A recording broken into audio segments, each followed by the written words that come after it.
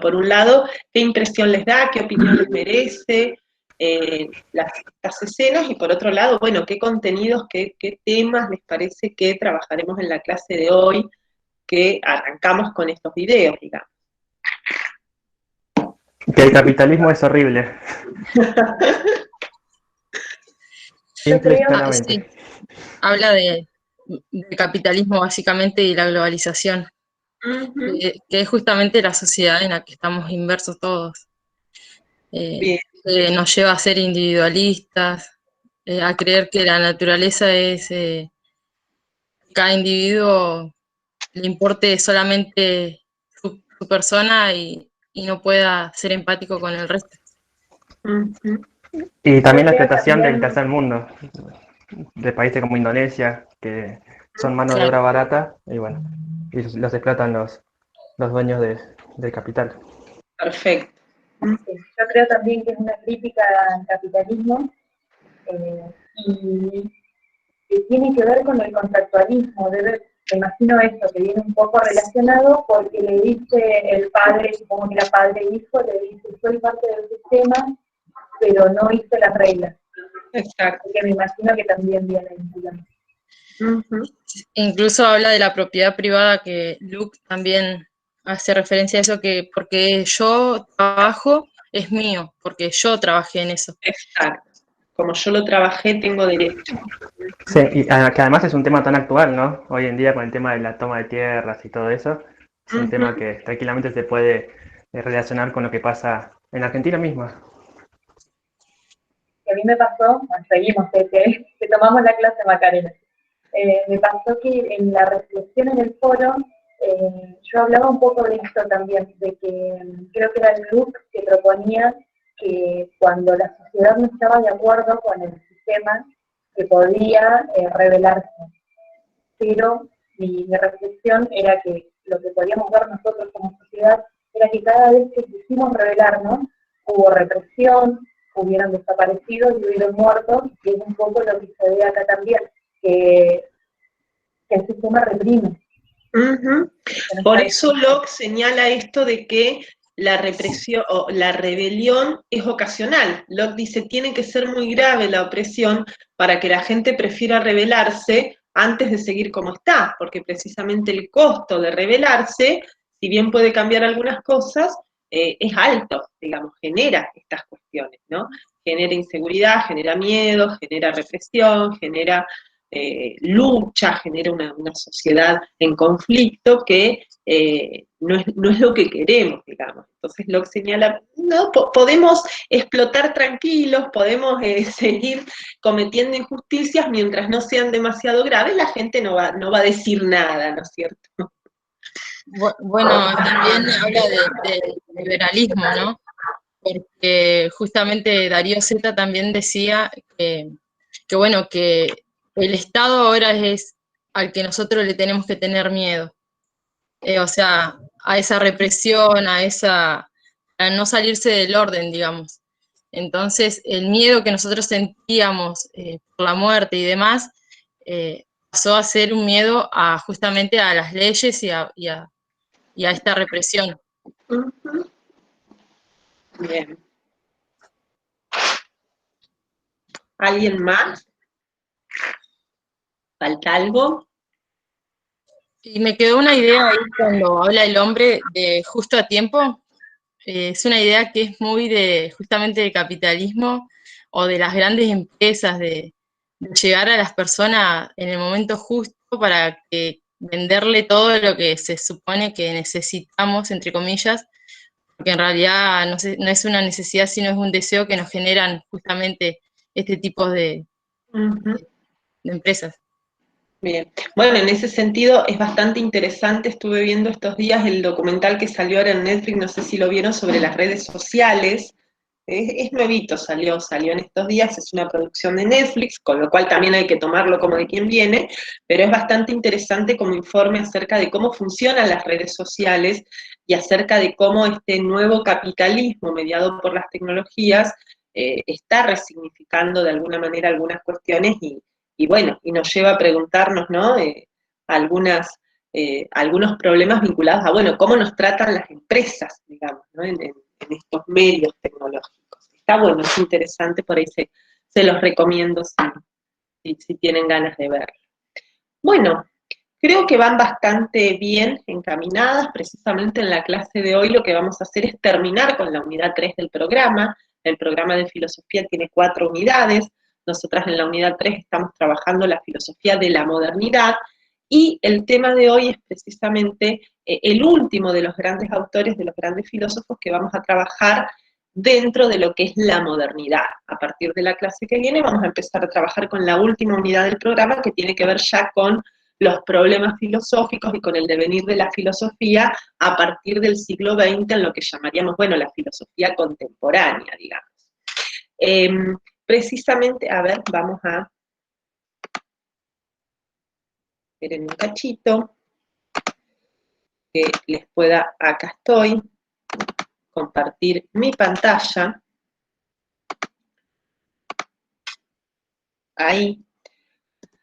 Precisamente el filósofo que vamos a trabajar hoy, que es un crítico muy fuerte del capitalismo, es un filósofo alemán, Marx. Probablemente lo han escuchado nombrar porque es un autor muy complejo, muy controvertido, muy discutido, muy debatido, reinterpretado, deformado también.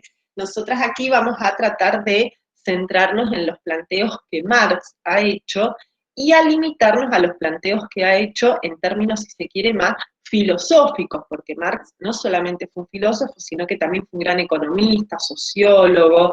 Entonces nosotros vamos a tratar de limitarnos aquí en toda su gran obra, que escribió un montón, a tratar de hacer un breve recorrido de los planteos filosóficos de este autor, que precisamente es muy crítico del capitalismo, y por eso es que elegí arrancar la clase presentando estos videos que de alguna manera nos invitan a problematizar y a dialogar con los planteos que este señor Cabezón nos trae.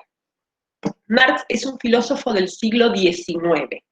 Recuerden que cada vez que hablamos de los diferentes autores, autoras de la filosofía, tenemos todo el tiempo que ponerlos en diálogo con el contexto, ¿sí? ¿Se acuerdan que cuando arrancamos la unidad 3, nosotros vimos ahí un contexto de la modernidad y tratamos de ir haciendo un recorrido de, bueno, qué pasó en el siglo XV, XVI, XVII, XVIII, XIX, que nos va permitiendo tener un marco para entender el pensamiento de los diferentes autores, porque si no parece que estamos trabajando en una galería de personas importantes y en realidad, sí, indudablemente fueron personas muy inteligentes, importantes, pero que las estamos tomando no porque fueron grandes próceres, célebres, qué sé yo, sino que los estamos tomando porque nos ayudan a pensar un determinado contexto social y político y a poner en diálogo ese contexto con lo que nos está pasando hoy también como sociedad y como mundo.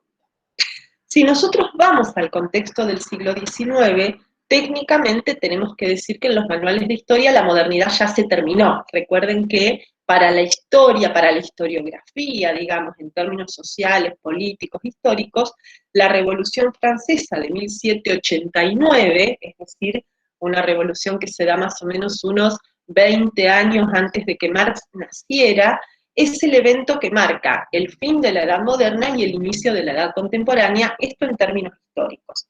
Y sin embargo decíamos que en términos filosóficos, así como el pensamiento filosófico moderno podemos considerarlo iniciado recién con Descartes en el siglo XVII, también podemos considerar que a lo largo del siglo XIX la filosofía siguió siendo moderna. Y aquí estamos ante un autor que es muy crítico de algunas cuestiones modernas, en este caso del capitalismo precisamente, pero que también, como vamos a ver, comparte con la modernidad muchos postulados, muchos presupuestos, y por eso yo a Marx lo trabajo dentro de la modernidad, ¿sí? Es un filósofo que ya quiebra con la modernidad, que la va a cuestionar y que por lo tanto va de alguna manera a abrir la puerta a la filosofía que viene después, que vamos a trabajar en las clases que nos quedan, pero que comparte postulados modernos y por eso propiamente tiene que ser considerado como un pensador que se encuadra dentro del pensamiento propio de la modernidad. La teoría de Marx, ya vamos a ver por qué, es nombrada en la mayoría de los manuales como una teoría materialista, histórica y dialéctica. ¿Sí? En muchos manuales van a encontrar la teoría de Marx como materialismo histórico o como materialismo dialéctico. Ahora vamos a ver por qué materialismo, por qué histórico, por qué dialéctico. Y el contexto, como dijimos, es el capitalismo industrial del siglo XIX. Si ustedes van a la ficha de cátedra que vimos al inicio de la unidad 3, van a ver que el siglo XIX es el siglo de las grandes revoluciones industriales.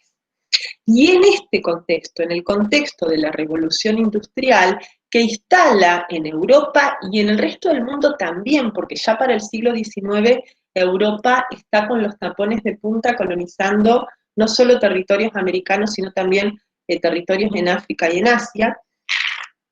Entonces lleva ese capitalismo industrial también a otros lugares del planeta.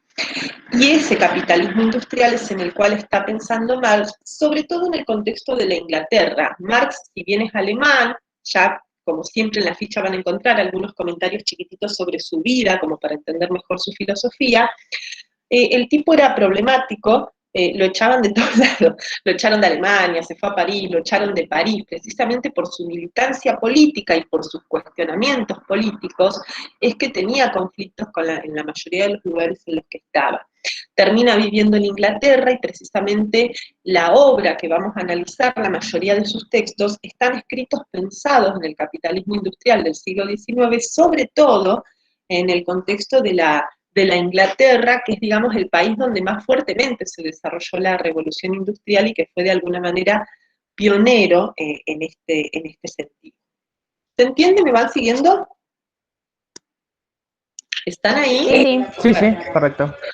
Vamos a empezar entonces marcando cuáles fueron las grandes influencias del pensamiento de Marx, algunas de las más importantes. Ahí en la imagen está con Engels, Friedrich, no sé cómo se pronuncia en alemán, Engels, que fue muy amigo de él, y muchos de los textos que conocemos de Marx en realidad no fueron solo de Marx, sino que fueron escritos en colaboración con Engels, que no solo fue su amigo, sino durante mucho tiempo su protector en sentido económico y político, porque al tipo lo echaban de todos lados y el amigo medio que lo protegía. Por un lado, una gran influencia de Marx que vamos a tener que mencionar es otro filósofo alemán anterior, fines del siglo XVIII, principios del XIX, que es Hegel. Hegel fue un filósofo alemán muy complejo, muy difícil.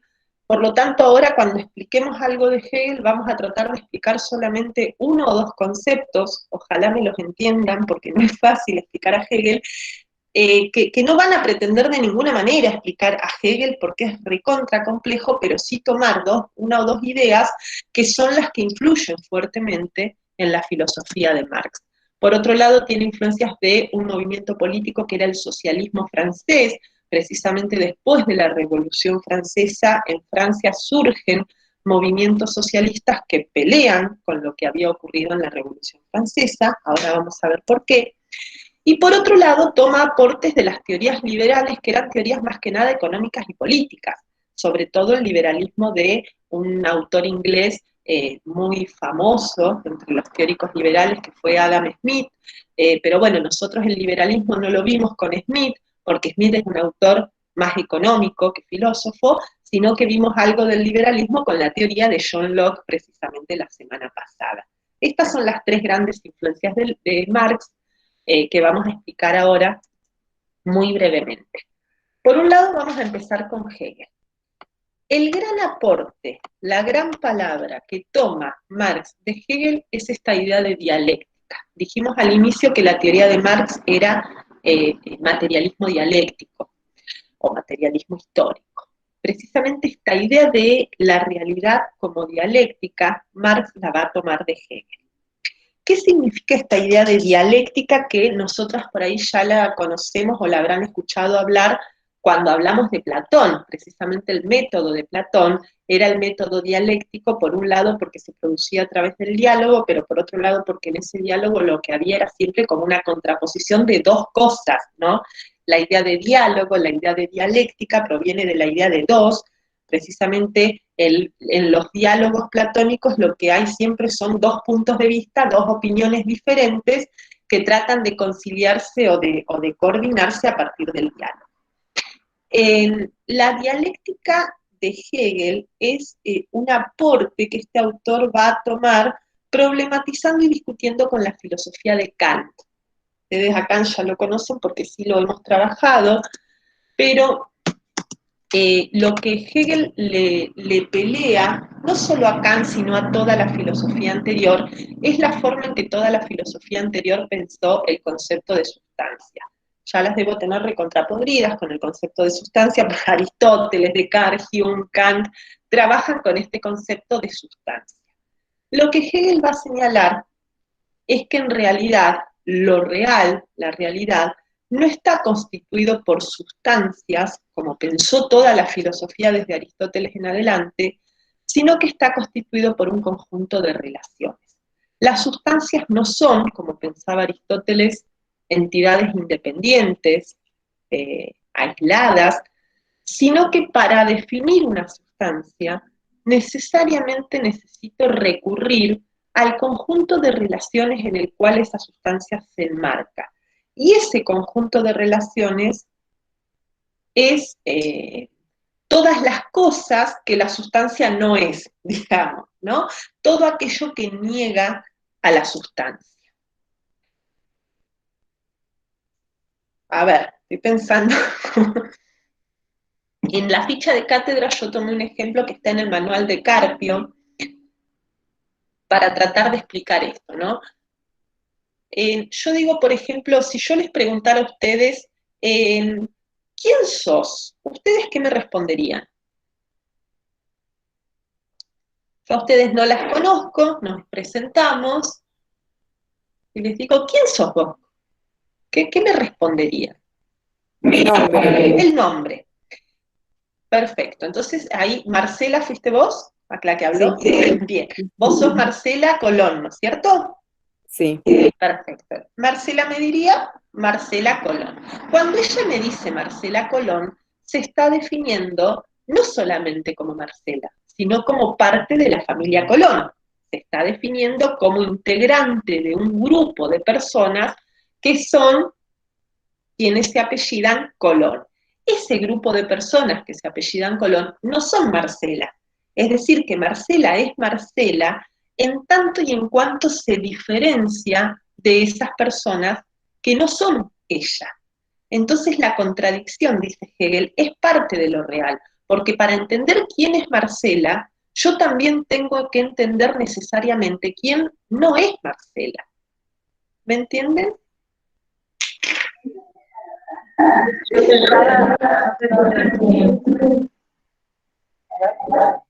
Sí, escucho medio con eco, pero escucho. Pensaba, por ejemplo, que es un gato, es un animal, pero no es un perro, no es un ratón, yo por ahí exactamente, eso es. Y no, precisamente, fíjense que es un gato, lo tengo que definir como un animal, pero que se diferencia de todos los otros animales que no son gatos. Precisamente quienes han hecho antropología conmigo, cuando trabajamos la categoría de identidad, la trabajamos de la mano con la categoría de diferencia. Yo no me construyo como Macarena, sino y esto desde la psicología, quienes saben algo de psicología, de psicoanálisis, cómo se construye la identidad desde que nacemos, diferenciándonos de las otras personas, de la madre, del padre, de los hermanos, ¿no? Incluso pero también sería entonces en esa idea que dice Noé, también diferenciando a ese gato de otros gatos. Exactamente, exactamente. Y ahora vamos a ver precisamente que con esto tiene que ver lo dialéctico. Sí, perfecto. Entonces, fíjense, la contradicción es parte de la realidad. Yo no puedo definir una sustancia, como pensaba Aristóteles, sino es diferenciándola, de todas las otras cosas que no son esa sustancia. Incluso si yo les siguiera preguntando, está bien, vos sos Marcela Colón, pero ¿qué más sos? Entonces probablemente Marcela me diría, y qué sé yo, soy amiga de, ¿no? No, pero Marcela Colón, y soy amiga de, bueno, ahí nuevamente, sos Marcela porque no sos tu amiga, ¿no? Ay, también soy la mamá de, bueno, sos Marcela porque no sos tu hija, y así cada vez que nos definimos, nos estamos definiendo en función de otra cosa, de otra realidad, que no somos nosotras mismas. Por lo tanto, la afirmación va todo el tiempo de la mano de una negación. ¿Se entendió más o menos cuál es la idea? Es complejo. Sí, sí. Además, digamos que son relaciones necesarias, ¿no? Porque somos lo que somos en tanto estamos en relación con otros. Perfectamente. Esa es la idea central. Este movimiento de afirmación y negación es un movimiento dialéctico que para Hegel tiene tres momentos. Para Hegel la dialéctica era dos cosas. Por un lado, la dialéctica era la estructura misma de lo real. Para Hegel la realidad era dialéctica, precisamente por esto que estamos diciendo, porque para definirla todo el tiempo tenemos que estar negándola. Pero entonces, si la realidad es dialéctica, para Hegel la dialéctica también es el método que la filosofía tiene que usar para entender a lo real. Si queremos estudiar la realidad y entenderla, tenemos que proceder con un método dialéctico porque la realidad es dialéctica. Y ese movimiento dialéctico tiene tres momentos. Hay dos maneras en que los pueden encontrar estos momentos en los manuales. Aquí está una de las maneras que yo puse, que son tesis, antítesis y síntesis. Hay algunos manuales que en lugar de tesis hablan de afirmación, en lugar de antítesis hablan de negación, y en lugar de síntesis hablan de negación de la negación. Fíjense lo que decía recién, no sé si era Noelia o qué compañera decía, que para definir el gato yo tengo no solamente que diferenciarlo de otros animales, sino que diferenciarlos de los otros gatos. ¿Sí? Fíjense, yo quiero entender, yo tengo como realidad que quiero entender a mi gata que se llama Luz. Mi gata que se llama Luz sería la tesis. Para definir o para entender a Luz, la tengo que diferenciar de los otros gatos que no son Luz. Esos otros gatos que no son Luz la niegan a Luz, porque no son ellas. Esas son la antítesis. Ahora, Luz, junto con los otros gatos que no son Luz, conforman a su vez una realidad que son los gatos en general. Esa sería la síntesis. La síntesis de los gatos en general es una nueva realidad que no es Luz, que tampoco son los otros gatos, sino que es todos los gatos en general, que abarca a los dos momentos anteriores. Pero a su vez esa síntesis se convierte, no se puede convertir en una nueva tesis, porque todo el conjunto de gatos, es decir, el conjunto que forma mi gata con los otros, a su vez, como gatos, hay que diferenciarla de los otros animales, que serían su antítesis. Y a su vez los gatos, junto con el resto de los animales, forman una síntesis que son, qué sé yo, la especie de los animales, que a su vez puede considerarse una nueva tesis que se diferencia de otras especies que serían, qué sé yo, los seres vivos. ¿Ven cómo el movimiento dialéctico podemos ir todo el tiempo negando realidades y creando realidades nuevas que abarcan a las anteriores y que a su vez se convierten en tesis nuevas? ¿Se entiende esto? Yo sé que es complicado. Sí. Lo voy anotando porque... Hegel es uno de los filósofos que si no leen mejor es re difícil. Pero aquí estamos tratando solamente de entender qué es esto de la dialéctica. ¿Se entiende? Recién dábamos el ejemplo de Marcela. Bueno, Marcela es la tesis, la familia Colón es la antítesis. Pero a su vez Marcela, junto con la familia, que no es ella, qué sé yo, junto con, por decir, su papá y su mamá, conforman una tesis que es toda la familia. Perdón, una síntesis. Esa síntesis, que es toda la familia, se convierte a su vez en una nueva tesis que es negada por, qué sé yo, las otras personas que no son de apellido Colón. Y a su vez, las personas de apellido Colón con las personas que no somos de apellido Colón, somos una síntesis que abarca, qué sé yo, a todas las personas, y así. ¿Se entiende? Sí. Esto es aplicable para todas las categorías de la realidad, ¿no? Sí, en Hegel sí. Está bien, sería, pasa lo mismo con una silla o con una montaña. Exactamente. Exactamente. Qué sé yo, la silla puede ser una tesis que se opone a su antítesis, que es una mesa, pero a su vez silla y mesa son muebles, y esa es la síntesis. Ahora, esos muebles se convierten a su vez en una nueva tesis que pueden ser diferenciados de otros objetos que no son muebles. Todo lo real para Hegel se desempeña en forma dialéctica, y para estudiar la realidad, entonces tenemos que entender esas contradicciones que van operando en la realidad. ¿Se entiende? Y también se puede clasificar según el material. ¿En qué sentido? Por ejemplo, los muebles, ponele, no sé, de madera y después los otros que sean de otro material. Y en el caso de los gatos pueden ser las razas. Un Exacto. siamés diferente de otra raza, de la angora y así. Sí. Sí, igual aquí estamos dando ejemplos para que ustedes entiendan cómo comprende lo dialéctico Hegel, pero para Hegel precisamente esta dialéctica era una dialéctica que operaba en el campo de las ideas, en el campo de la racionalidad. Piensen en la historia de la filosofía. Qué sé yo, Descartes se pelea con Hume, ahí tenemos una oposición, tesis, antítesis, y viene Kant a hacer una síntesis. Pero esa síntesis que hace Kant de los dos, a su vez ahora la pelea Hegel. Hegel está discutiendo con Kant. Y así procede también la historia del pensamiento humano. ¿Se entiende? Ahora sí. Como todo el tiempo contradicciones. Y fíjense que la particularidad de la dialéctica, entonces, es que las contradicciones son internas a las realidades que estamos estudiando. Fíjense, cada nueva síntesis es una nueva realidad, pero esa nueva realidad no es diferente de las anteriores, sino que abarca a las anteriores.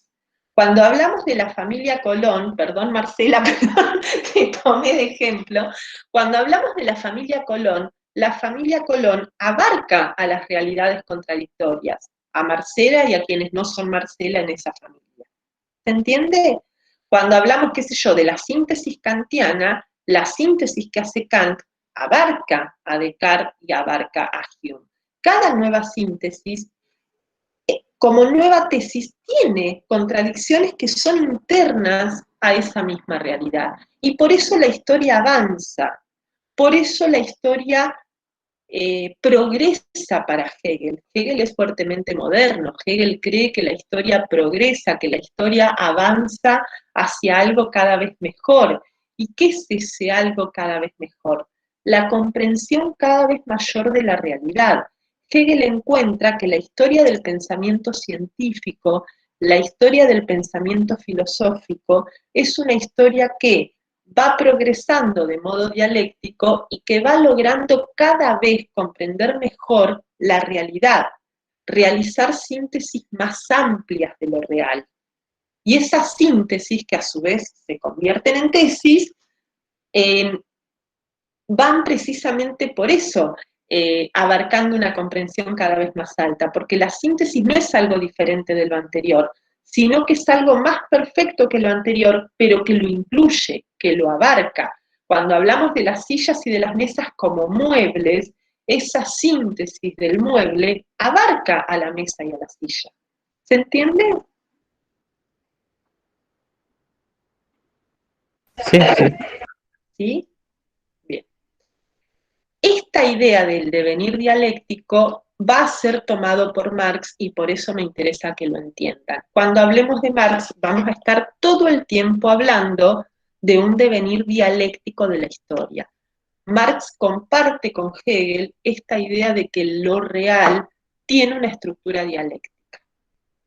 Pero la crítica que Marx le va a hacer a Hegel es que precisamente Hegel se limitó a pensar la dialéctica en el plano solamente de las ideas.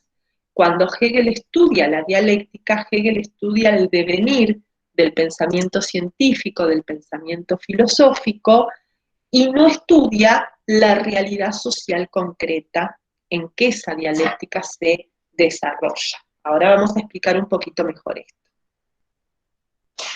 Cuando Hegel estudia la realidad como dialéctica, uno de sus aportes es precisamente en su teoría política la distinción que hace entre Estado y sociedad civil.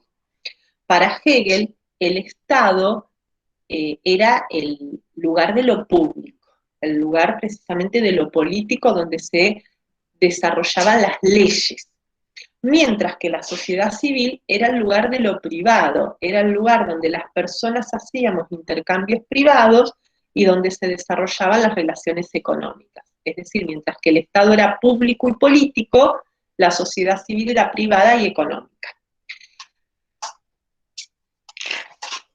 Lo que hace Marx es dar vuelta al foco de análisis que Hegel había propuesto. Hegel hace foco en el Estado. Para Hegel el Estado, por ser público, es más perfecto y más, digamos, abarcador que la sociedad civil.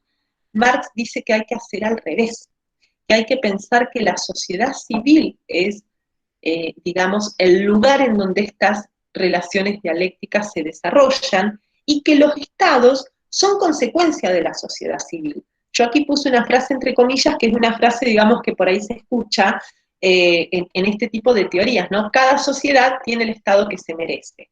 Es decir, el Estado no es causa de la sociedad civil, sino al revés, la sociedad civil es causa del Estado. Mientras que para Hegel, el Estado, con sus decisiones públicas, con sus leyes, organizaba la sociedad civil, para Marx es al revés. El Estado se produce como consecuencia de la forma en que la sociedad civil se desempeña. Por lo tanto, para estudiar la realidad, dejemos de mirar las leyes, dejemos de mirar las teorías y vayamos a ver lo que hace la gente cotidianamente. Miremos lo que ocurre en la sociedad civil. Esta es la propuesta de Marx que cuestiona precisamente a las ideas de Hegel, ¿no? Hegel la frase más famosa de Hegel es, vieron que cada filósofo tiene como su frase de remera, ¿no? Solo sé que no sé nada, pienso luego existo. Bueno, la frase de remera de Hegel es: lo real es racional y lo racional es real, ¿no? Como un emblema del racionalismo. Precisamente Marx le va a cuestionar fuertemente a Hegel esta idea que, bueno, si lo real es racional y si para Hegel la historia había progresado, si los seres humanos habían logrado una comprensión más perfecta de lo real y por lo tanto estaban mejor que antes, ¿por qué, si miramos la sociedad civil, esa sociedad civil es tremendamente injusta? Y cuando Marx habla de la sociedad civil que está mirando, repitamos, es la Inglaterra del siglo XIX, de la Revolución Industrial. ¿Se entiende? Sí.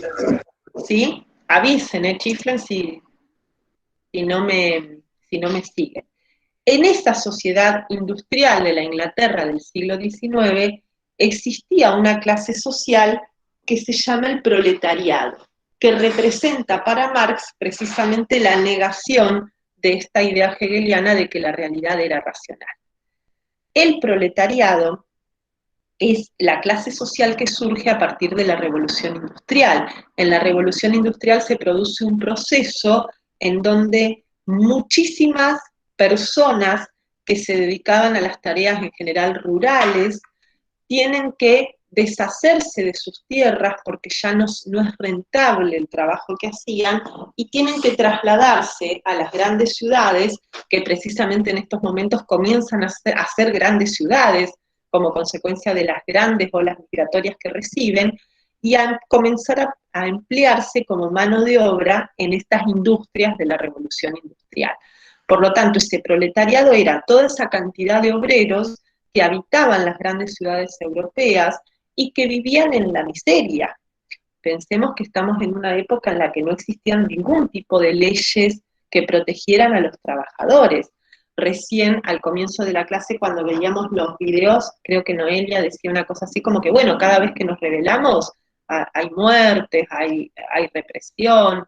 Es cierto, pero también es cierto que ningún derecho nunca se ganó, sino fue a través de reclamos, protestas, es decir, todos estos derechos que hoy sabemos que no siempre se cumplen, pero que por lo menos sabemos que se deberían cumplir, que tenemos las trabajadoras y los trabajadores, tener vacaciones pagas, tener una obra social, tener protección del Estado, no existían en ese momento.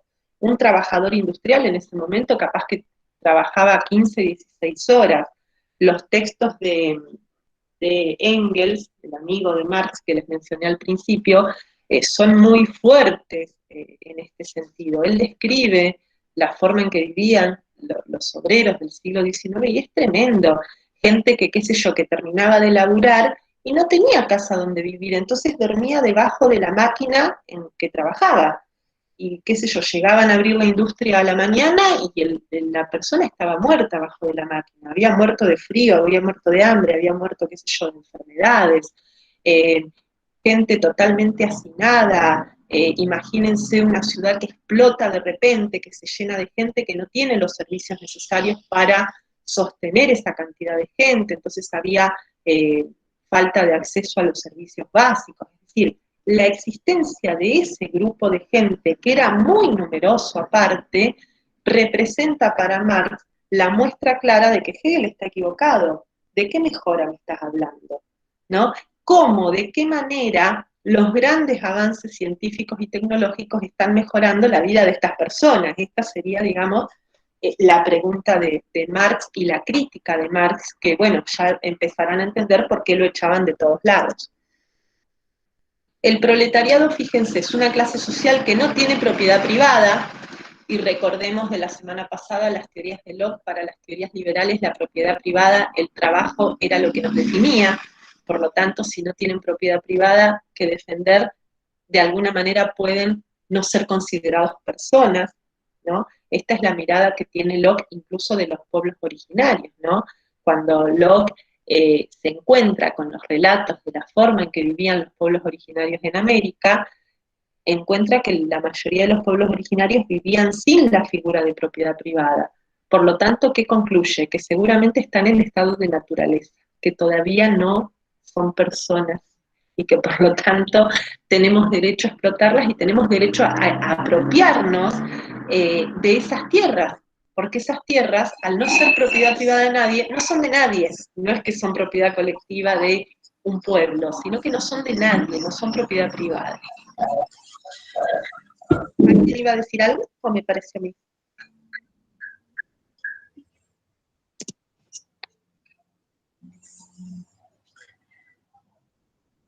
Bien, no, pensé que alguien iba a hablar por eso. Por un lado, entonces, fíjense, el proletariado para las teorías liberales es un grupo que no tiene propiedad privada, por lo tanto, no tiene aquello que nos define de alguna manera como seres humanos.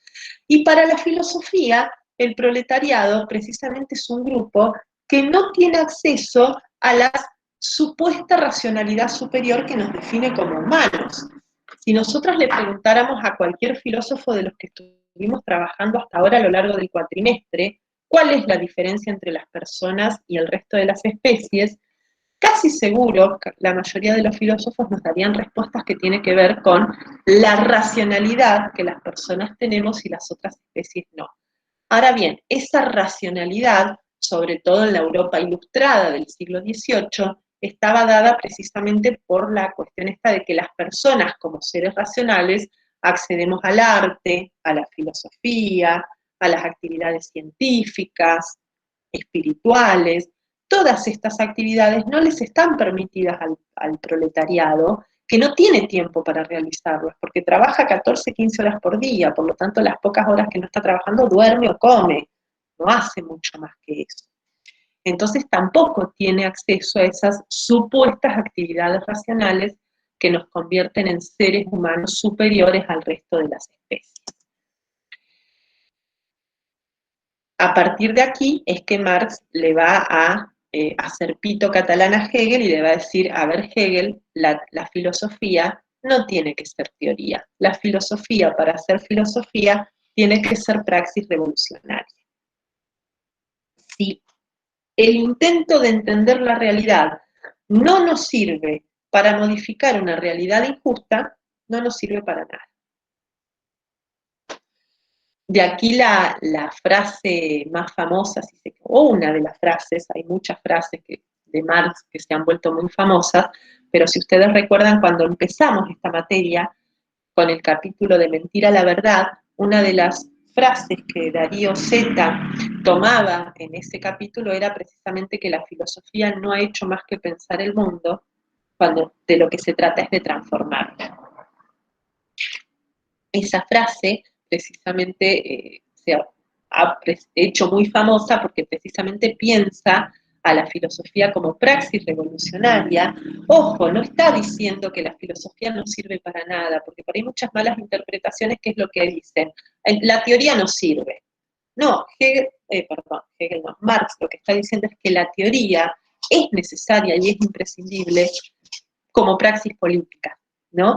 Que entender la realidad no se tiene que quedar encerrado en una universidad, no se tiene que quedar encerrado en una oficina o en un centro de investigación. Esa comprensión tiene que contribuir, ese análisis, a la modificación de la realidad, sobre todo cuando esa realidad es injusta. Marx había sido parte de un grupo que se llamaba los jóvenes hegelianos, y dentro de esos jóvenes hegelianos uno de ellos era Feuerbach, y precisamente esta frase está tomada de un texto muy cortito, que tiene 2 o 3 páginas de Marx, que son las tesis sobre Feuerbach. Son un montón de puntos, 11 precisamente, esa es la tesis 11, la última, que Marx le discute o le pelea a este otro compañero, filósofo, que era Feuerbach. Entonces, bueno, tesis 1, bueno, y él le discute, digamos, en esas tesis algunas ideas a este otro filósofo. Y precisamente la más famosa de las tesis es la 11, en donde Marx de alguna manera está criticando a la filosofía anterior, más que nada la filosofía idealista representada por Kant y por Hegel, porque si nosotros decimos que toda la filosofía fue mera teoría y no buscó cambiar el mundo, tenemos que decir que está mintiendo. O sea, Sócrates indudablemente fue un tipo que buscó cambiar su mundo, Platón también, qué sé yo, en general muchos filósofos han convertido también su filosofía en una herramienta de reflexión crítica de lo real y de intento de modificación de lo real. Pero aquí Marx se está centrando sobre todo en las discusiones que habían dado pie a la filosofía hegeliana, que era extremadamente teórica, es muy compleja, muy difícil, y que para Marx no tenía anclaje con las problemáticas sociales que se estaban dando en la Inglaterra del siglo XIX. ¿Vamos bien hasta acá?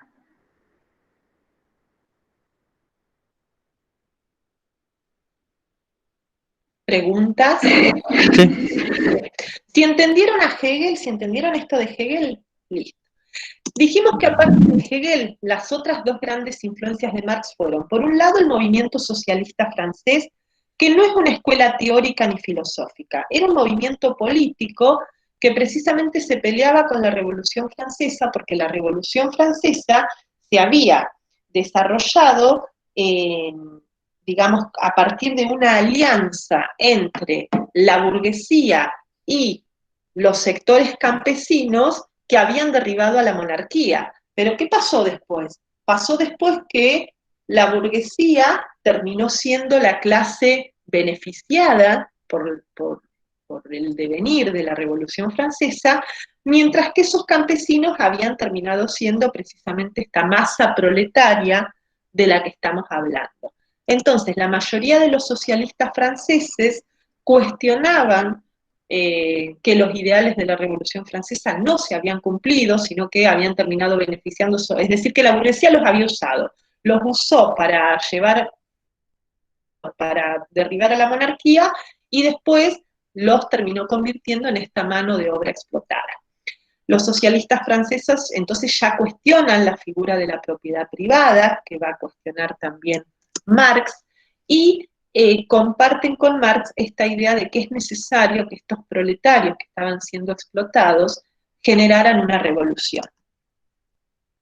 Sin embargo, dentro del movimiento socialista francés, que es un movimiento heterogéneo, acá había gente que pensaba cosas muy distintas, pero se destacaban sobre todo los llamados socialistas utópicos, que eran socialistas que apostaban a la necesidad de la educación y de la formación, es decir, a la necesidad de educar a los proletarios para que reclamaran cambios y modificaciones de su situación, y la necesidad de educar a la burguesía para que dejara de explotar al proletariado. Marx y Engels son más pesimistas en este sentido. Ellos dicen, yo no creo que por las buenas, ni por mucha educación que le demos, que la burguesía se despierte un día muy generosa y que diga, no, vamos a dejar de explotar a la clase proletaria. Esta es la crítica que Marx le hace a este grupo socialista, ¿no? La realidad no se modifica con buenas intenciones. Marx apuesta a una idea de una revolución, si se quiere, más violenta, de una revolución que sea política, que sea activa, porque, bueno, no cree que con lindos argumentos se pueda convencer a la burguesía de que deje de explotar al proletariado. Y las otras influencias que nombrábamos son las teorías liberales, que como les decía al principio, Marx toma muchas ideas de Adam Smith, pero nosotras no trabajamos las teorías liberales con Smith, sino con John Locke. ¿Qué toma de las teorías liberales? Por un lado, lo que ustedes vieron recién en el video, la idea del trabajo como fuente de riqueza y como origen de la propiedad de los recursos. Esta idea Marx la va a reformular.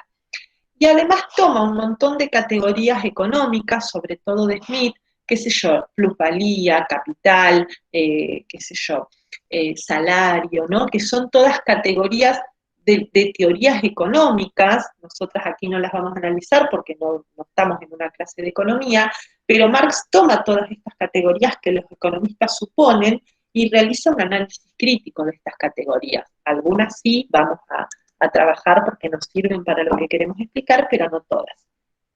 La crítica que le hace Marx a los teóricos liberales, fíjense, incluso piensen ustedes en la teoría de Locke, que es la que vimos, es que los liberales consideran que el trabajo es la fuente de riqueza. Ya vamos a ver dentro de un ratito que como en el capitalismo el trabajo es una mercancía que se compra y se vende en el mercado. Sin embargo, dice Marx, hay una cuestión que vale la pena analizar y es que el trabajo es la única mercancía que le agrega valor a todas las otras mercancías. Una mercancía no vale lo mismo antes que después que yo le ponga mi trabajo. ¿Se entiende esta idea?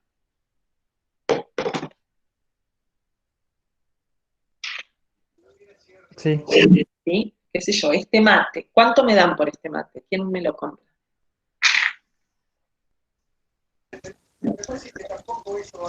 500 pesos. 500 pesos. ¡Wow! Bien.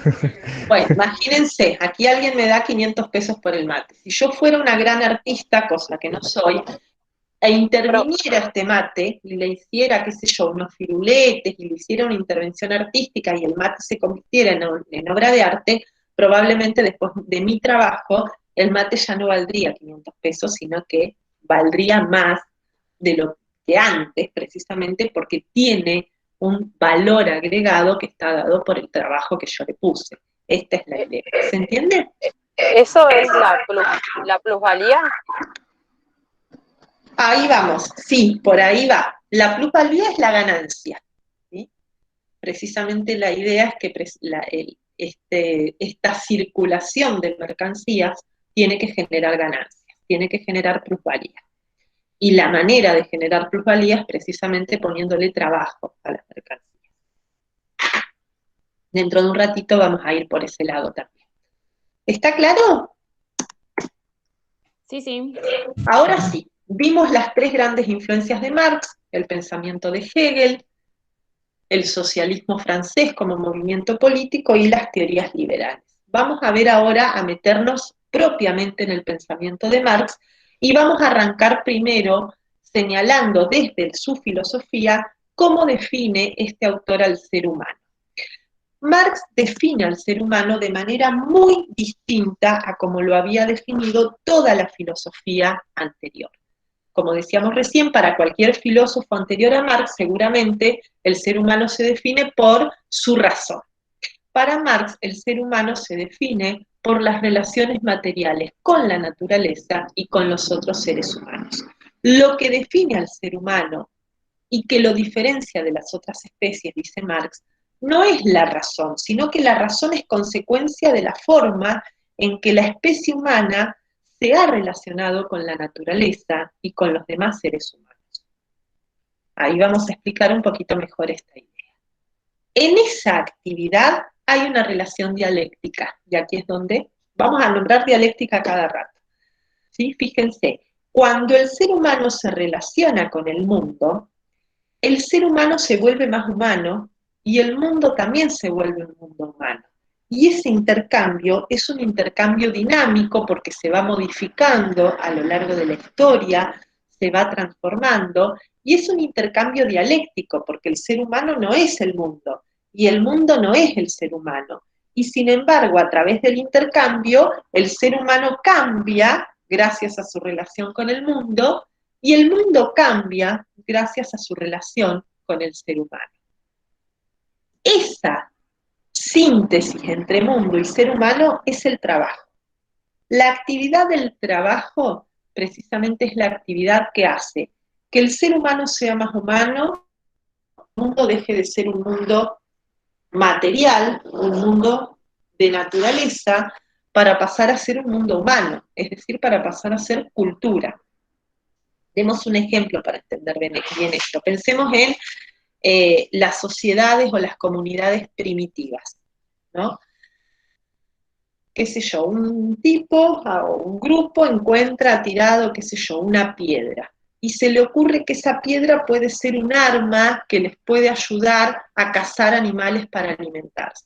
Entonces agarran esa piedra, la intervienen, la pulen, qué sé yo, la trabajan para convertirla en, no sé, parte de un arma o para convertirla en un arma. Fíjense, ahí hay una relación dialéctica entre el hombre y la piedra. El hombre y la piedra serían la tesis y la antítesis. Ahora, el trabajo es la síntesis en donde la piedra dejó de ser lo que era, porque dejó de ser una piedra, dejó de ser parte de la naturaleza para pasar a ser parte de la cultura, y el ser humano también dejó de ser lo que era, porque al trabajar con la naturaleza, se modificó él y se humanizó. ¿Se entiende?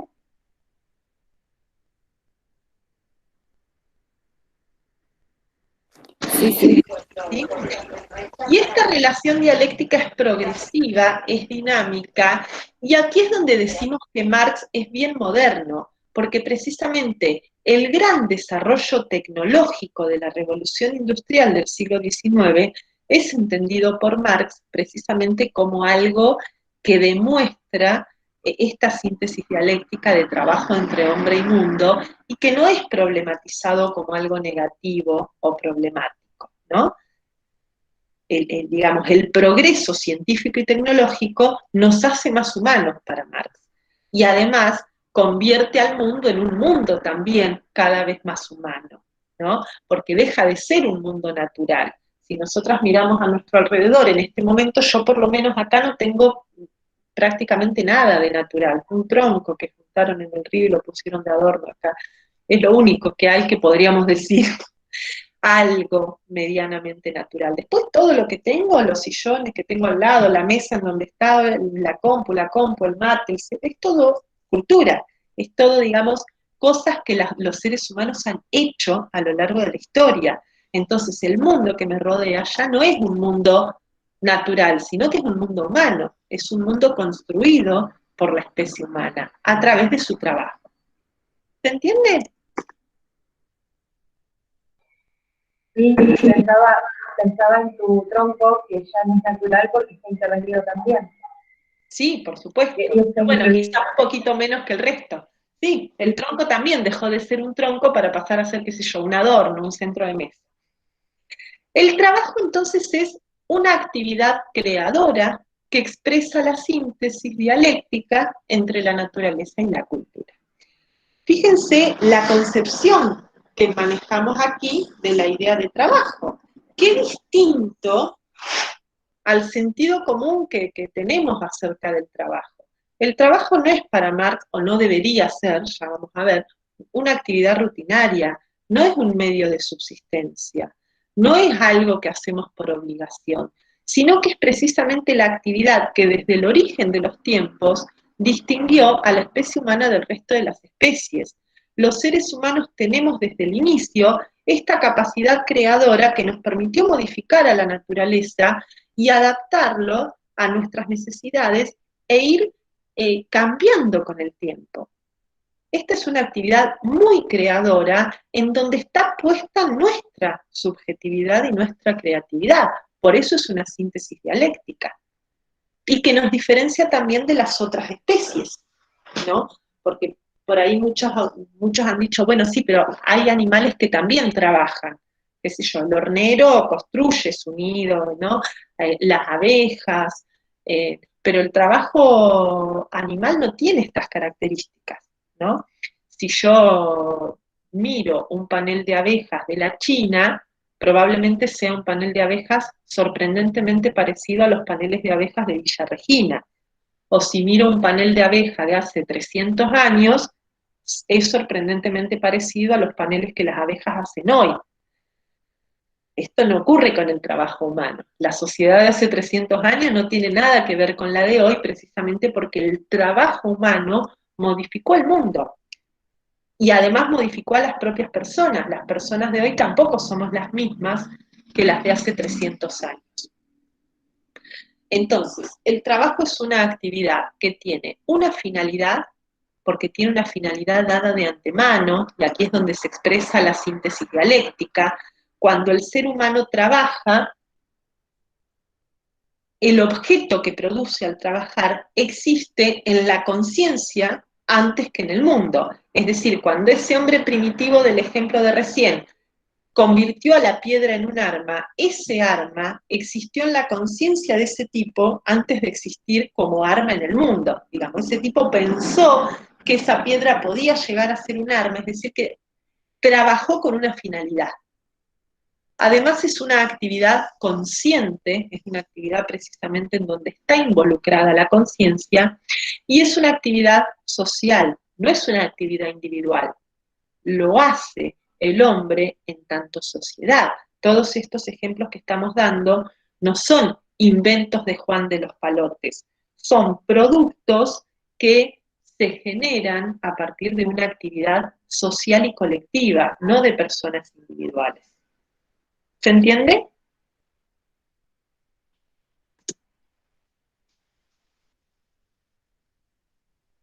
Sí. Bueno, entonces dijimos, el trabajo es una actividad dialéctica, porque a través del trabajo el mundo pasa a ser mundo humano, deja de ser naturaleza, y el ser humano también se humaniza y se va creando a sí mismo y se va modificando a través de la actividad del trabajo. Quizás la forma más parecida que podemos pensar hoy para entender mejor este concepto de trabajo es el proceso de creación que realiza una persona, un artista, ¿no? Cuando alguien construye una obra de arte, cuando alguien, qué sé yo, escribe una canción, crea un objeto que antes no existía en el mundo. Esa canción que el músico inventó es una canción que antes no existía, que empieza a existir a partir del momento en que el músico la inventa. Pero en esa canción está la subjetividad del músico, están sus sentimientos, están sus pensamientos, no es un objeto separado del músico que la hizo. Si bien una vez que empieza a existir como objeto existe en el mundo y la canción es repetida y usada, qué sé yo, y todos nosotros la podemos cantar, en esa canción hay parte de la subjetividad de una persona, están los sentimientos de alguien. Y a su vez la persona tampoco es la misma antes que después de hacer esa canción, porque de alguna manera esa expresión de su subjetividad lo humanizó. Marx entonces dice que el hombre, esta es la definición que él da, el hombre es un ser genérico. ¿En qué sentido que es un ser genérico? Es un ser que está abierto a lo universal, porque a través del trabajo se conecta con lo universal, se conecta con las generaciones. Es decir, cuando nosotras vinimos al mundo, heredamos de las generaciones anteriores todo aquello que las generaciones anteriores crearon. Pero a su vez todo lo que nuestra generación haga es herencia, buena o mala, pero es herencia para quienes vienen atrás nuestro. Y ahí está la diferencia entre el trabajo animal y el humano. En los animales cada generación es como que empieza de cero, porque no le pueden enseñar o no le pueden transmitir o dejar un legado cultural a las generaciones que vienen. El ser humano sí, en el ser humano cada generación está en contacto con todas las generaciones anteriores, y está en contacto también con las generaciones que vendrán atrás, a quienes les dejamos un legado cultural. ¿Se entendió? Sí. Fíjense la idea de trabajo, ¿no? El trabajo ideal para Marx es libre, es creativo, es un fin en sí mismo, no es un medio para vivir, no es un medio que usemos para otra cosa. Ahora bien, ¿cómo entiende Marx entonces, a partir de esta idea de trabajo y de ser humano, a la historia de la humanidad y a la historia de, si se quiere, la filosofía, no necesariamente, pero de los sucesos políticos y económicos? Y aquí vamos a explicar entonces por qué su teoría se llama materialismo histórico y dialéctico. Ya se imaginarán mucho de esto, ¿no? Para Marx, la historia humana, como para Hegel, es dialéctica. Es una historia que progresa a partir de tesis, antítesis y síntesis. Es una historia que progresa a partir de contradicciones. Pero para entender la historia, a diferencia de Hegel, no hay que entender las ideas de cada época histórica, sino que hay que mirar lo que él llama las relaciones de producción que se dan en cada época histórica. ¿Qué tengo que hacer yo si quiero entender al hombre primitivo? No tengo que tratar de entender cómo pensaba el hombre primitivo. Tengo que tratar de ver qué hacía el hombre primitivo, cómo producía, cómo se relacionaba con la naturaleza y con los demás hombres. ¿Por qué? Porque las ideas de ese hombre primitivo van a ser consecuencia de la forma en que él se relacionaba con el mundo. Decíamos al principio que una de las críticas que le hace a Hegel es precisamente que Hegel mira el Estado y las leyes y no mira que el Estado y las leyes en realidad es consecuencia de la sociedad civil. Es decir, para entender la historia humana hay que ver las relaciones materiales de producción. Por eso la historia humana es entendida en Marx en términos materialistas, porque para entender la historia de la humanidad hay que mirar las relaciones de producción, es decir, las relaciones económicas, si se quiere, de cada etapa. Si yo entiendo la manera en que la sociedad produce y distribuye sus bienes, voy a estar entendiendo las características centrales de esa época histórica y voy a poder ver cómo la política, la organización social, las creencias religiosas, la filosofía de esa época responden de alguna manera a esas relaciones materiales. ¿Entienden? Fíjense cómo invirtió la historia. ¿Se acuerdan que en el secundario muchas veces nos hacen estudiar historia de esta manera? Organización política, organización religiosa, organización, qué sé yo, clases, ¿no? Estudiamos, qué sé yo, el Antiguo Egipto. Entonces estudiamos la organización política del Antiguo Egipto, las clases sociales, las creencias religiosas, ¿no? Bueno, todos estos elementos, dice Marx, se relacionan en el sentido de que todas responden en definitiva a las relaciones de producción de esa etapa. ¿Se entiende?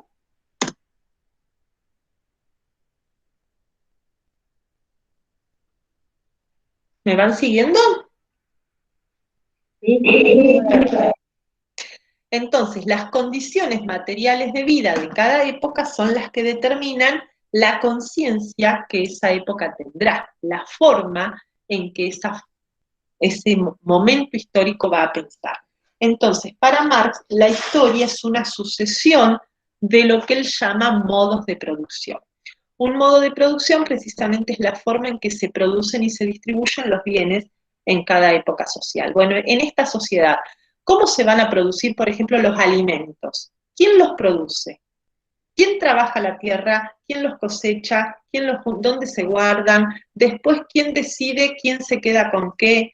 Fíjense, si yo entiendo eso de una sociedad, entiendo la división de clases sociales, entiendo su organización política, es decir, voy a entender un montón de cuestiones relacionadas con esa sociedad, mirando el modo en que esa sociedad produce. Por eso, precisamente, su teoría es materialista, es histórica y es dialéctica. Marx usa, para entender estos conceptos, las nociones de lo que él llama base y superestructura. Hay una frase muy famosa de Marx que dice algo así como que la infraestructura económica determina la superestructura ideológica. La idea de base y superestructura tiene que ver con esto que decíamos recién, con que las condiciones materiales y económicas de vida, que son la base, determinan todo lo que viene arriba, que es la superestructura, las ideas políticas, religiosas, el arte, la educación de esa sociedad. Esto significa que cada época histórica tiene, precisamente como es dialéctica, en sí misma el germen que la va a destruir. Por ejemplo, pensemos en la Revolución Francesa. Antes de la Revolución Francesa, dice Marx, el modo de producción que había era un modo de producción feudal. Es decir, era un modo de producción atado o ligado al campesinado y a la tierra. Pero ese modo de producción feudal ya no se correspondía, digamos, con... al revés, perdón. Sí, teníamos antes, volvamos, teníamos un modo de producción feudal. Ese modo de producción feudal con el tiempo fue cambiando y fue dando lugar a nuevos modos de producción, precisamente por el surgimiento de la industrialización. Fueron apareciendo las industrias. Pero ¿qué ocurría? Que ese modo de producción iba cambiando. ¿Por qué iba cambiando? Porque la historia iba cambiando, porque los seres humanos iban trabajando y con su trabajo iban haciendo nuevos inventos, inventaron la industria. Pero ¿qué pasaba? El Estado, por ejemplo, la organización política, seguía siendo feudal, porque seguíamos atados a la monarquía que habíamos heredado del feudalismo.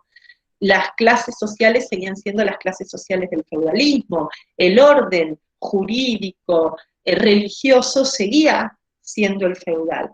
Entonces, ¿qué ocurrió? Llegó un momento de la historia en que el modo de producción era uno y la superestructura era otra. Ya la superestructura no respondía a las necesidades de ese modo de producción.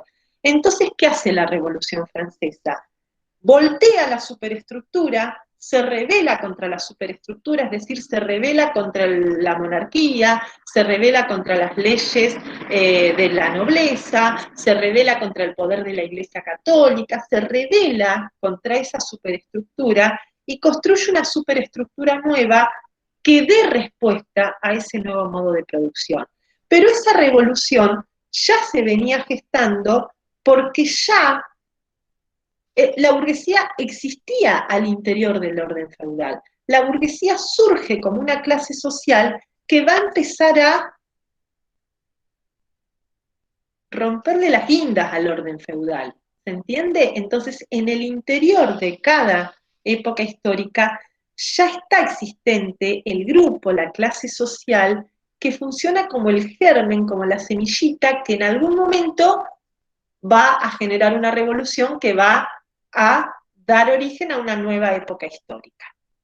Para Marx, así como en los momentos previos la burguesía en el feudalismo, en el modo de la burguesía fue el germen que destruyó al feudalismo y que dio lugar al capitalismo, en el capitalismo es el proletariado el elemento que encarna la contradicción del capitalismo, ¿no? Esto que decíamos al principio.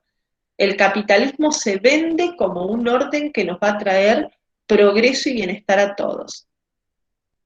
Pero el proletariado contradice eso. El proletariado es la antítesis que está de alguna manera en el interior del capitalismo y que está sentando las bases para su futura destrucción. ¿Entienden?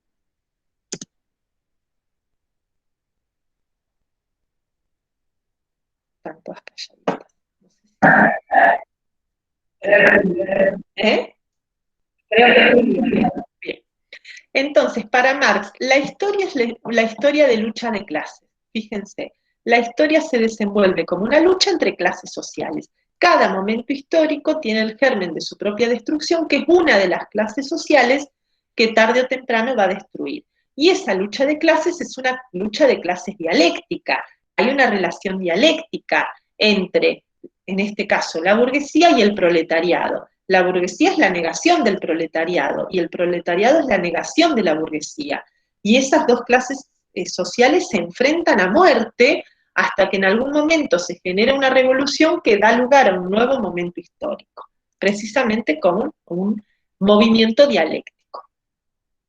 Entonces tenemos que la base o la estructura económica, si ustedes ven el dibujito que está ahí, tenemos por un lado, sí, fíjense, en la base dice la estructura y arriba la superestructura, que es el modo de pensar, la religión, ¿sí? El sistema político, el arte, que están de alguna manera descansando en la estructura económica.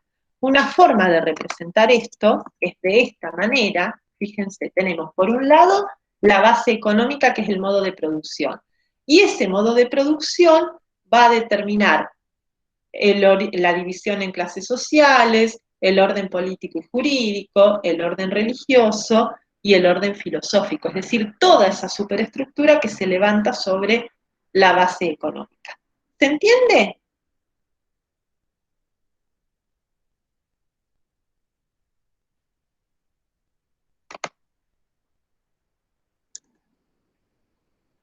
¿Entendieron? Sí. Marx, hay algunos críticos que lo han acusado de que esta teoría es muy determinista, ¿no? Como que hay una relación de causa-consecuencia entre base y superestructura. Como que Marx desconoció la fuerza que pueden tener las ideas o los sistemas políticos o la ideología para cambiar la realidad.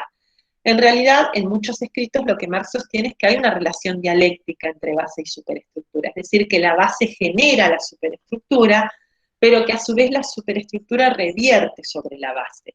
Esto, bueno, son devenires después de la teoría. Y las revoluciones, precisamente, si Marx estudia la historia humana y dice, bueno, periódicamente en la historia humana se producen revoluciones, ¿no? Se produjo una revolución contra el sistema esclavista, se producen revoluciones, qué sé yo, la más reciente que tiene como ejemplo es la Revolución Francesa, y esas revoluciones son precisamente consecuencia de la contradicción entre base y superestructura, precisamente como decíamos recién. Llega un momento en que como producto de la evolución tecnológica, el modo de producción cambia, la base cambia, pero todo lo que está arriba de la pirámide sigue siendo lo de la etapa anterior. Entonces llega un momento en que esa contradicción no puede sostenerse y se produce una revolución que reformula la superestructura y va a dar lugar a un nuevo orden social que sea capaz de responder a la nueva infraestructura, a la nueva base. Entonces, cada nueva etapa es una síntesis dialéctica que contiene al interior de sí misma las contradicciones de la etapa anterior. Pero a su vez, esa nueva etapa histórica va a ser una tesis que generará su propia contradicción, que va a ser superada por la próxima revolución. Así explica Marx los momentos de la historia. Él dice, qué sé yo, fíjense ahí en el dibujito tienen modo de producción esclavista, modo de producción feudal, modo de producción capitalista, son modos de producción en donde a raíz de la lucha de clases se fueron, digamos, dando revoluciones que fueron generando esos nuevos modos de producción que se fueron dando a lo largo de la historia. Vamos ahora sí al modo de producción que le interesa a Marx, que es el modo de producción de su época, que es el modo de producción capitalista. ¿Cuál es la característica central del modo de producción capitalista? En el modo de producción capitalista, lo que se dio fue el surgimiento de una figura que son estos trabajadores libres de los que hablábamos al principio, que son consecuencia de esta migración del campo a la ciudad que se había dado con la revolución industrial, que produce pero no posee los medios de producción. Esta es una novedad del capitalismo. El pequeño campesino de épocas anteriores podía tener muy pocas cosas, pero era dueño de los medios de producción que producía. El proletario, la característica que tiene, y por eso se le llama trabajador libre, porque es libre de propiedad privada, no tiene nada. Lo único que tiene y que puede vender es su fuerza de trabajo. No es dueño de los medios de producción, tiene que ir a trabajar a otro lugar en donde son otras personas los dueños de los medios de producción. Ese modo de producción capitalista se da gracias a un proceso que Marx llama acumulación originaria. El proceso de acumulación originaria tiene que ver con, por un lado, este proceso por el cual la burguesía les quitó sus tierras a los pequeños campesinos, los obligó a quedarse sin sus medios de producción y los obligó a trasladarse a las ciudades como mano de obra barata en las industrias, pero además el proceso de acumulación originaria también se da por el enorme enriquecimiento que Europa está teniendo gracias al saqueo, al robo que está realizando en sus colonias fuera de Europa, por ejemplo, en el continente americano. El capitalismo europeo se enriquece exageradamente gracias a todo lo que le afana, por ejemplo, a América. Uy, yo estoy grabando. Bueno, no importa. Precisamente entonces, con el capitalismo, este nuevo grupo de obreros que no tienen nada porque se quedó sin sus medios de producción, se quedó sin su tierra, se quedó sin sus herramientas de trabajo, ¿qué es lo que tiene para vender? Su trabajo nada más, ¿no? Su cuerpo, su persona. Yo voy y trabajo a cambio de un salario. Con el capitalismo surge la figura del trabajo asalariado. En épocas anteriores el trabajo no era asalariado. Había, qué sé yo, trueque, intercambio, o por lo menos no era dominantemente asalariado. En el capitalismo, el trabajo asalariado va a terminar siendo la única forma de trabajo posible y van a desaparecer todas las otras formas de trabajo. Y el trabajo asalariado precisamente tiene como fin lo que decían al inicio, que el dueño de los medios de producción tenga ganancias, tenga plusvalía. El obrero trabaja, pero el fin último de ese trabajo es que el dueño de los medios de producción, el burgués, gane plata. Ahí tienen en el dibujito una escena de la película Tiempos Modernos, que es una película de Chaplin que grafica muy bien la vida del obrero industrial, no precisamente de la revolución industrial del siglo XIX, sino un poquito después con la cadena de montaje, pero bueno, es muy significativo precisamente de la crítica que hace Marx. En el capitalismo, la figura central es la mercancía. La mercancía, dice Marx, es la célula de la sociedad capitalista. En la sociedad capitalista todo se vuelve mercancía. Cuando hablamos de todo, hablamos de todos los objetos, el sillón, el almohadón, mi tronco, el mate que le quise vender recién no sé a quién, pero yo también soy una mercancía, porque yo me vendo en el mercado de trabajo a cambio de un salario. Y la característica de la mercancía en las teorías económicas, esto no es una teoría de Marx en general, cuando uno estudia economía, le dicen que una mercancía tiene dos valores, el valor de uso y el valor de cambio. El valor de uso es el valor que tiene un objeto precisamente para ser usado. Por ejemplo, ¿para qué me sirve este mate? ¿Para qué sirve un mate? Para tomar, ese es el valor de uso. Una silla sirve para sentarse, es decir, yo necesito objetos para darles un uso. Vestirme, comer, sentarme, tomar mate, qué sé yo, hablar por teléfono. El valor de cambio es de alguna manera un intento de traducir ese valor de uso en un precio. Bueno, vos este mate te sirve para tomar mate, lo necesitas para tomar mate. Ahora para que vos puedas tomar mate, hay alguien que se puso a hacer este mate, que trabajó para hacer el mate que vos tomás. Entonces, tenemos que encontrar alguna manera de traducir ese trabajo que alguien hizo en un precio para que vos puedas comprar el mate y usarlo. En el capitalismo, el valor de uso y el valor de cambio se separan cada vez más. En épocas anteriores, estos dos valores no estaban separados. Porque, qué sé yo, si yo me quería vestir, yo misma me tenía que hacer mis pantalones, mis vestidos. En aquella época las mujeres no usábamos pantalones. O a lo sumo, yo no podía hacer vestidos, entonces, no sé, le sacaba los huevos a mi gallina e iba a lo de la vecina y mi vecina me cambiaba vestidos por los huevos de mi gallina. Entonces, el valor de uso de la mercancía y el valor de cambio iban de la mano. En el capitalismo se separan. ¿Por qué se separan? Por un lado, porque el capitalismo tiene como finalidad que aumente el valor de cambios de las mercancías, es decir, tener ganancias, tener plusvalía.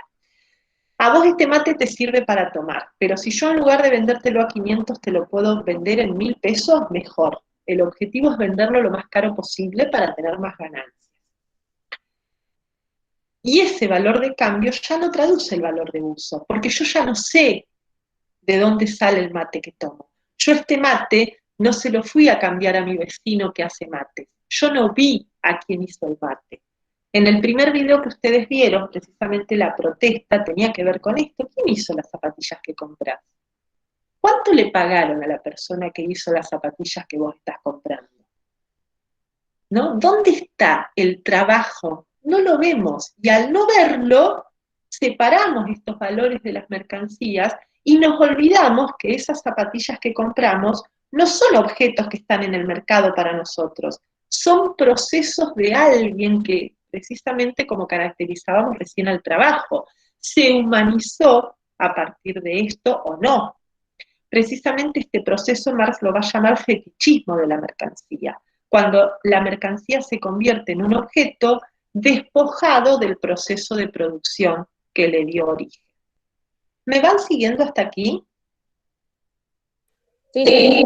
Nos olvidamos precisamente de que la mercancía es producto del trabajo como lo caracterizamos al inicio, y lo vemos como un objeto. Yo voy a comprar al supermercado, agarro, qué sé yo, la botella de Coca-Cola y no tengo ni idea si la botella, quién la hizo, cómo se produjo, quién hizo esa botella, quién la envasó, no lo sé. Entonces la mercancía se convierte en un objeto y yo me olvido que en realidad atrás de ese objeto hay personas, ¿no?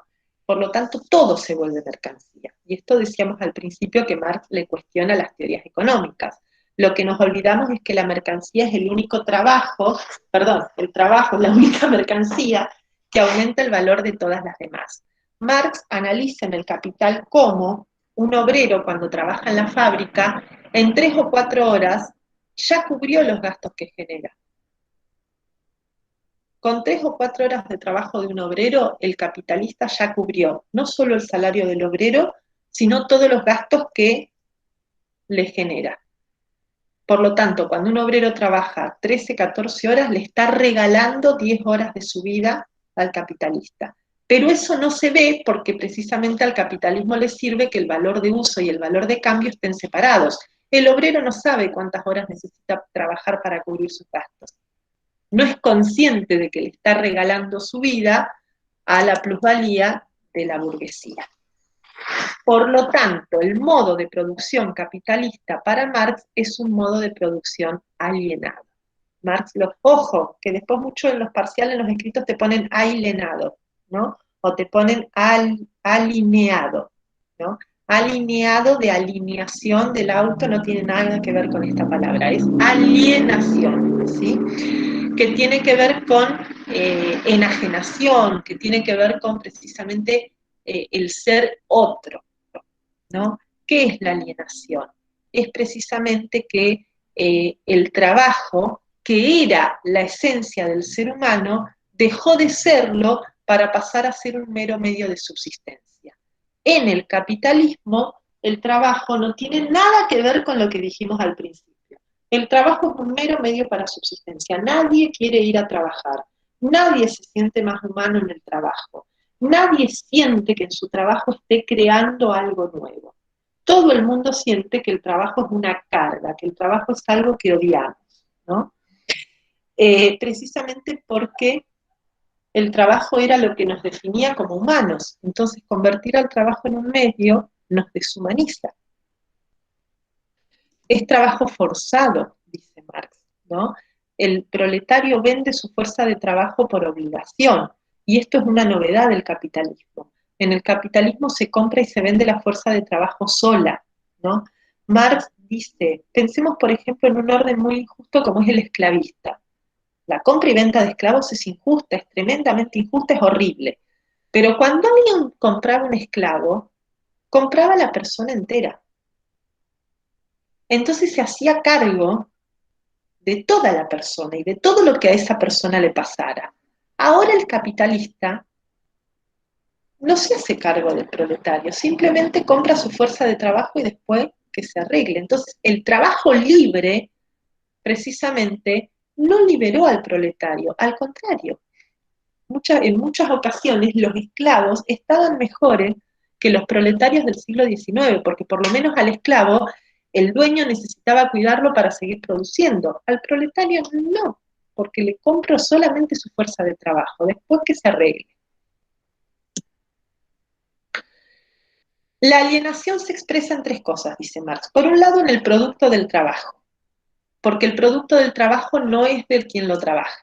En épocas anteriores, como yo les decía, cuando yo cambiaba huevos por gallina, cuando yo hacía un vestido, el vestido era para mí, el producto de mi trabajo era mío.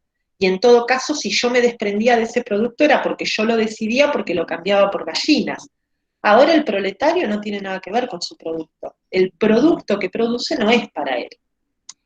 La alienación se produce también en la propia actividad, porque el proletario tampoco es dueño, ¿sí? La actividad es un trabajo forzado, es una actividad que se hace por extrema obligación y es una actividad que no es elegida y por lo tanto también se expresa la alienación en esta libertad. Cuando yo recién les daba el ejemplo del mate, yo lo intervengo artísticamente como a mí se me antoja. El proletario no trabaja como quiere. Al proletario le dicen cómo trabajar, a qué ritmo, qué hacer primero, qué hacer después. No pensemos, el ejemplo más claro que tenemos acá es en los galpones de empaque. Imagínense si yo, ay no, pero yo quiero embalar a las manzanitas con un monito. No, vos no vas a embalar las manzanitas con un monito. Vos vas a embalar las manzanitas de la forma en que yo te digo que es la más rápida, la más ágil y la que más nos sirve.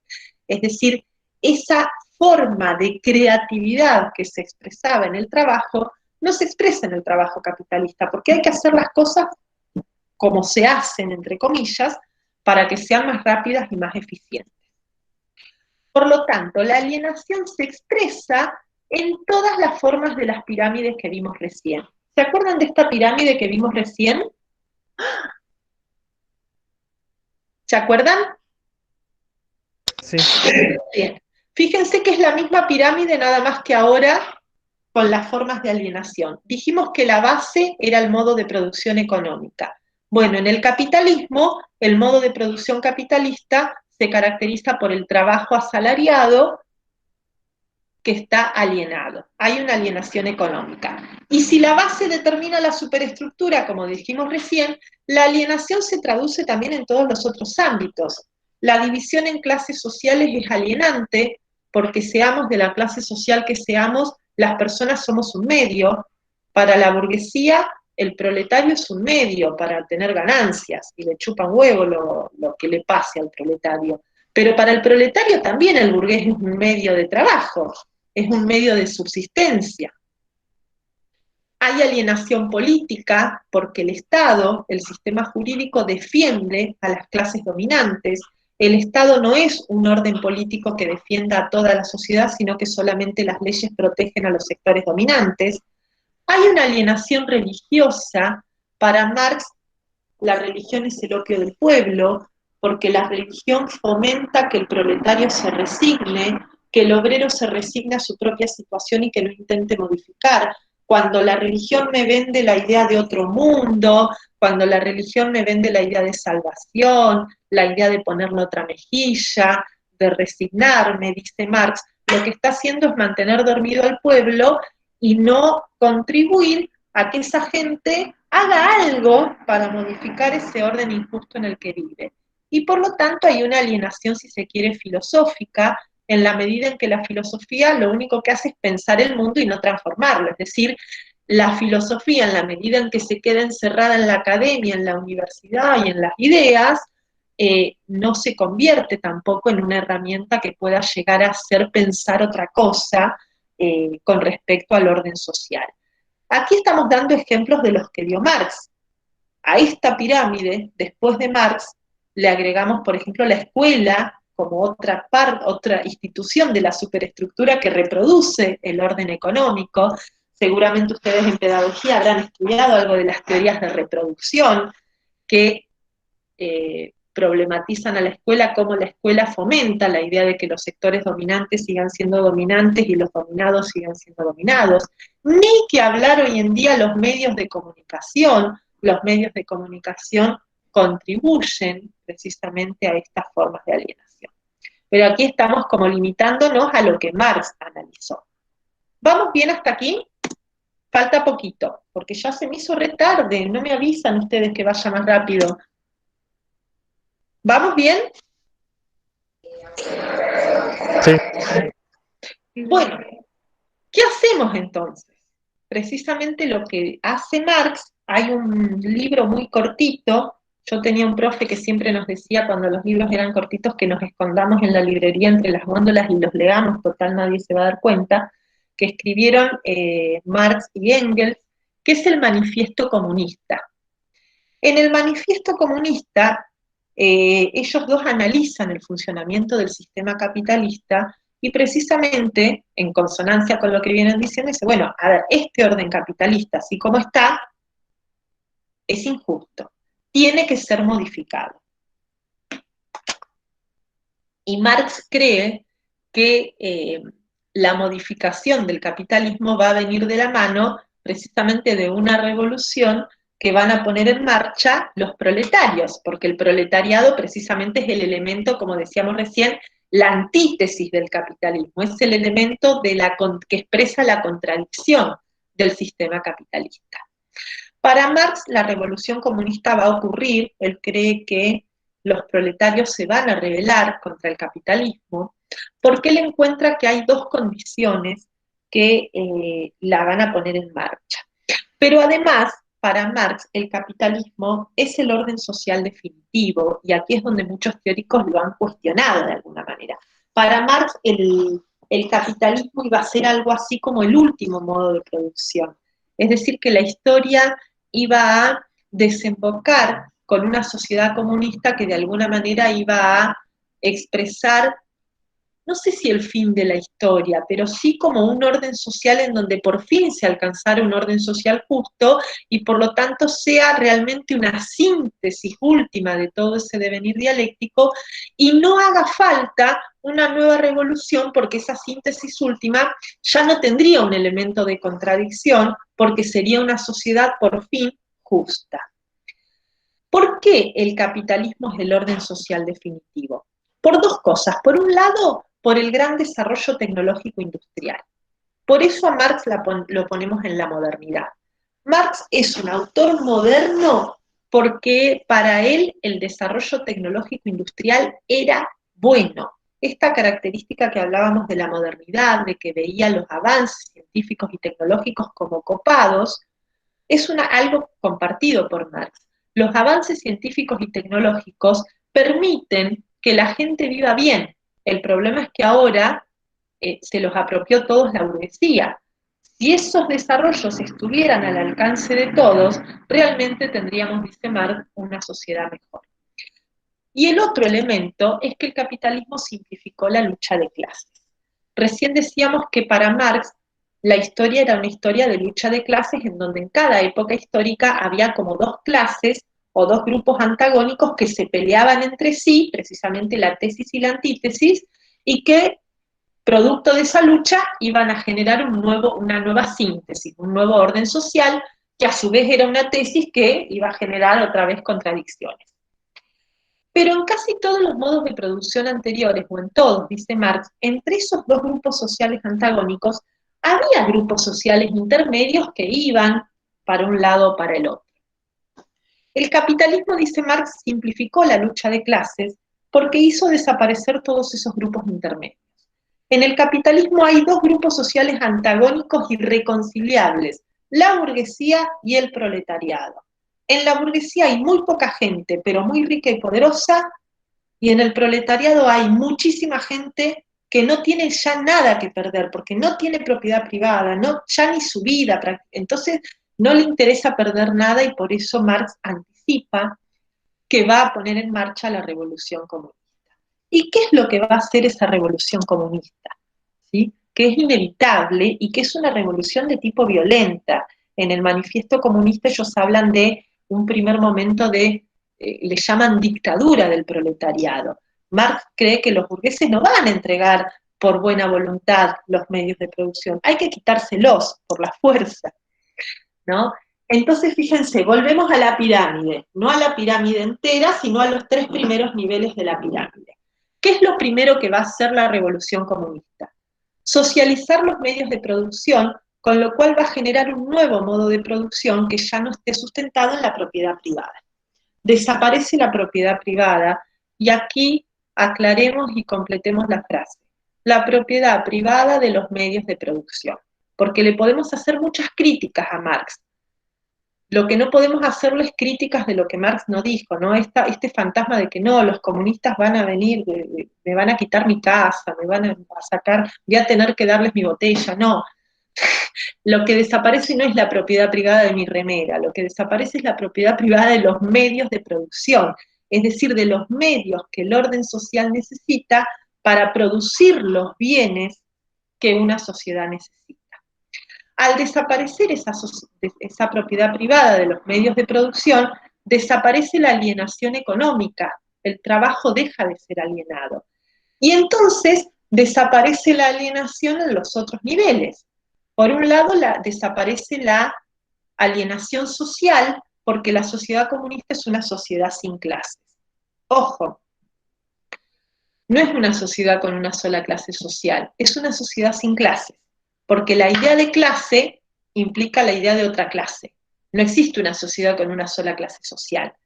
Lo que plantea precisamente la idea del comunismo, y por eso la palabra comunista, es que no hay clases sociales en el sentido de que no hay grandes desigualdades entre las personas, porque no hay unos pocos dueños de los medios de producción y un montón de gente desposeída. Y por otro lado, desaparece la alienación política, porque al no haber clases sociales, el orden político ya no es representante de un grupo social, sino que es realmente representante de toda la sociedad, y construiríamos un Estado que realmente defienda los intereses de toda la sociedad, de todos los sectores, ¿sí? Y no de una clase social, porque ya no hay clases sociales. Por lo tanto, la revolución comunista, al socializar los medios de producción, al tomar los medios de producción, que es la base de la pirámide, hace desaparecer la alienación económica y, consecuentemente, hará desaparecer las otras alienaciones también. Esto lo voy a comentar brevemente porque ya se me hizo retarde. Se van a llevar hoy también un texto cortito de una autora que es Silvia Federici, que aquí la tienen, es una filósofa italiana, marxista. Es la introducción de un libro que se llama El patriarcado del salario, que ella escribió en el año 2018, en donde ella hace una crítica feminista a la teoría de Marx, y precisamente la hace desde el interior del marxismo. Ella en su introducción, ya van a leer ustedes, primero hace una listita, les voy a mostrar la listita nomás, no me voy a detener a explicarla, de algunas ideas, ¿sí?, que ahí van pasando en el Power, que ella toma como aportes de Marx a la teoría feminista. Estas ideas que estamos tomando son ideas que, dice Silvia Federici, fueron aportes de Marx significativos e importantes para la teoría feminista. Pero, y acá viene la pelea con Marx, Marx se olvidó, Marx analizó solamente el trabajo asalariado, y cuando habló del trabajo de las mujeres en general, habló del trabajo de las mujeres que tenían que trabajar en las fábricas a cambio de un trabajo asalariado a la par de los varones. De lo que se olvidó es que esos obreros no salen de adentro de un tupper, sino que salen del interior de familias. Y el orden social capitalista, además de sustentarse en el trabajo asalariado, dice Federici, se sustentó en el hecho de que la mitad de la humanidad, o sea, las mujeres, trabajaran en el ámbito doméstico, y lo que hacen en el trabajo doméstico no sea considerado trabajo. Entonces, muchas feministas marxistas, entre ellas Federici, lo que hacen es reclamar el hecho de que el trabajo doméstico es trabajo, y es trabajo precisamente no asalariado, y al no ser asalariado, en el orden capitalista no es reconocido como trabajo, y ni siquiera Marx lo reconoció como trabajo. Lo paso así rapidísimo porque me recontra fui de hora. Vamos a ver si queda gente. ¿Están ahí? Perdón. Avísenme cuando por ahí me voy por las ramas y hablo un montón. Dudas, preguntas, ¿se entendió? Comentarios, opiniones, quejas porque hablé mucho. Se entendió, estuvo súper interesante. Me gustó mucho la idea de Marx, particularmente, ¿no? Bien. Bueno, me alegro, sí, en general, bueno, se habrán dado cuenta, por eso me fui por las ramas, es un autor que en general da mucho para hablar y para desarrollar, aparte porque por ahí viene bien por ahí aclarar algunas cuestiones, porque sobre todo en las redes y en los medios, se habla mucho, se reproduce y del socialismo y del comunismo por parte de gente que jamás en su vida leyó ni siquiera el manifiesto comunista que es así chiquitito, ¿no? Por ahí hay muchas críticas para hacerle, lo que no podemos hacerle críticas desde la falta, desde el sentido común, digamos, ¿no? Reproduzco esto de que escuché, y bueno. Preguntas, entonces, estamos. No, pero Me alegro. Bueno, entonces ahora las dejo con las lecturas, se van a llevar una ficha de cátedra y la introducción del libro de Friedrich, que es muy bueno porque ella desde el interior del marxismo y con un conocimiento bien amplio de la obra de Marx hace esta lectura y esta crítica feminista que bueno, que ha dado lugar a muchas campañas y a muchas medidas políticas, ¿no? El reconocimiento del trabajo doméstico, como trabajo, precisamente en nuestro país, por ejemplo, la jubilación para amas de casa es una medida que, ¿qué tendrá? ¿10 años? ¿15 años como mucho? No sé de qué año es, pero digamos, en años muy recientes se reconoció que el trabajo doméstico es trabajo, ¿no? ¿Cuántas veces las mujeres hemos dicho, no, yo no trabajo, yo soy ama de casa? Bueno, ¿no? Y en este sentido es que precisamente Federici hace esta lectura del marxismo y de cómo el trabajo capitalista no es solo el trabajo asalariado, sino que esos obreros que vendían su fuerza de trabajo a cambio de un salario, de alguna manera, antes del esclavo se ocupaba el dueño? ¿Quién se ocupa ahora de que el obrero no se enferme, de que coma, de que, qué sé yo, esté bañado? En general las mujeres, ¿no? Ese obrero se reproduce también en un ámbito familiar que es desconocido, que es ignorado de alguna manera por el marxismo.